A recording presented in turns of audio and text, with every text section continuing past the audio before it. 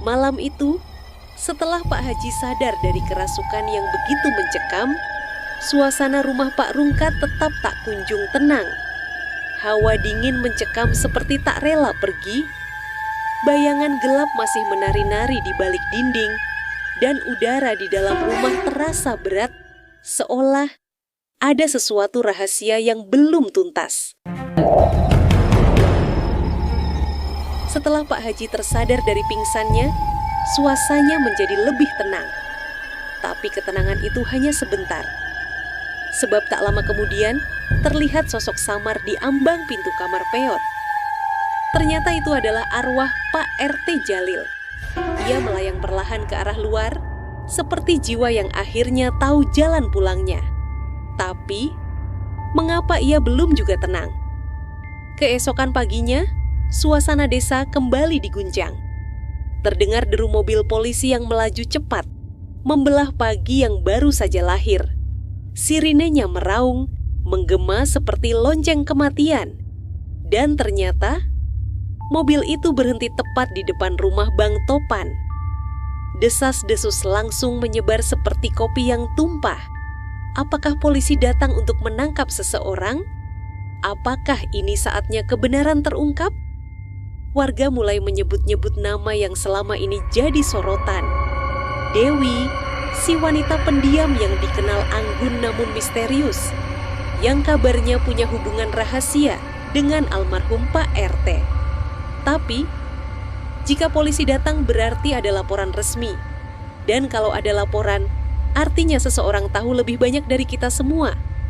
Apakah ada saksi mata? Atau justru pelapor itu adalah pelaku sebenarnya, yang sedang berusaha mengalihkan perhatian? Namun seperti yang kita tahu, dalam dunia nyata, keadilan tak semudah melempar tuduhan. Harus ada bukti, harus ada prosedur. Dan untuk membuktikan penyebab kematian Pak RT, hanya ada satu cara yang paling pahit namun pasti, membongkar makamnya dan melakukan otopsi. Pertanyaan demi pertanyaan muncul, seakan desa ini berubah menjadi novel detektif. Jika benar Pak RT meninggal karena diracun dan pelakunya sudah diketahui, maka hukuman berat pasti menantinya. Tapi, apakah itu benar Nona Elin? Atau bisa jadi semua ini hanya jebakan. Siapa tahu pelakunya justru orang yang sangat dekat dengan Pak RT Jalil sendiri, yang selama ini tidak pernah kita curigai. Bahkan mungkin orang tersebut sering membantunya, atau bahkan ia menyiram bunga di makam Pak RT dengan penuh haru. Dari kejadian ini, kita belajar bahwa wajah bisa menipu, dan kebenaran seringkali tersembunyi di balik senyum manis atau air mata palsu. Kita harus belajar menilai berdasarkan bukti, bukan sekadar gosip. Karena tuduhan yang salah bisa menghancurkan hidup orang lain. Dan lebih dari itu, bisa mempermalukan keadilan itu sendiri. Jika benar ada yang tega menghilangkan nyawa demi ambisi pribadi, maka kejahatan itu harus dihukum setimpal. Karena setiap perbuatan pasti ada balasannya, baik di dunia maupun di akhirat. Kini misteri kematian Pak RT semakin mendekati titik terang. Mulai dari peristiwa gaib yang mengejutkan, hingga investigasi hukum yang perlahan mengurai benang kusut. Kuburan sudah dibuka.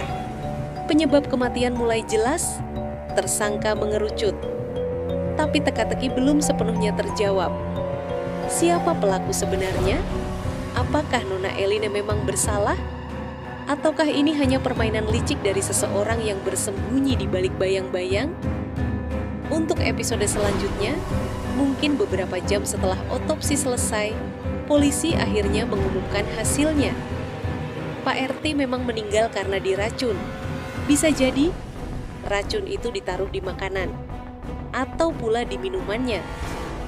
Kisah ini bukan sekadar cerita misteri, tapi juga pengingat bahwa kadang orang yang paling banyak bicara soal kebaikan bisa menyimpan rahasia tergelap.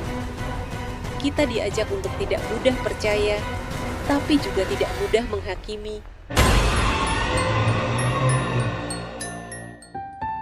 Kebenaran itu harus diperjuangkan dengan sabar, tidak hanya dipertontonkan dalam bentuk opini. Jangan pernah meremehkan keheningan seseorang. Dan jangan pula cepat-cepat menuduh orang hanya karena dia berbeda dari kita. Kematian Pak RT Djalil membuka mata banyak orang tentang bahaya iri hati, tentang liciknya niat tersembunyi, tentang pentingnya menyelidiki dengan jernih, bukan dengan amarah. Akhirnya, pelaku ditemukan, walau bukan seperti yang kita duga. Bukan yang paling mencurigakan, tapi yang paling terlihat tidak bersalah. Semoga arwah Pak RT Djalil diterima di sisinya, diampuni segala dosanya, dan mendapatkan kedamaian abadi.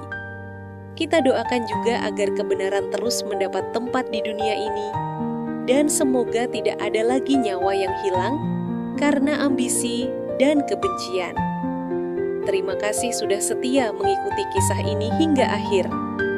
Jangan lupa like, komentar, dan subscribe supaya kalian tidak ketinggalan lanjutan dari misteri-misteri berikutnya. Sampai jumpa di part selanjutnya. Wassalamualaikum warahmatullahi wabarakatuh.